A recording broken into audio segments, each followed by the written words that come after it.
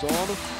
Un tagad lieliski noķer uz pretuzbrukumu un skaists vārtu būms. Un vēlreiz šajā spēlē vārtus gūst Rudolfs Maslovskis.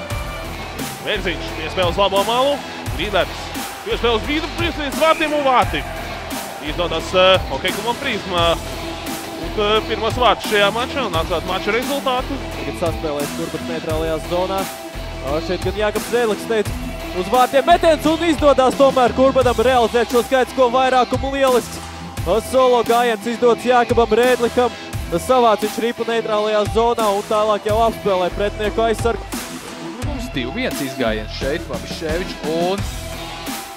Nē, tas bija Elagins un apsveicam jau ar pirmajiem vārtiem Daugavpils Dīnaburgas komandu. Signāls uzbrukums Liepāja, Demiters.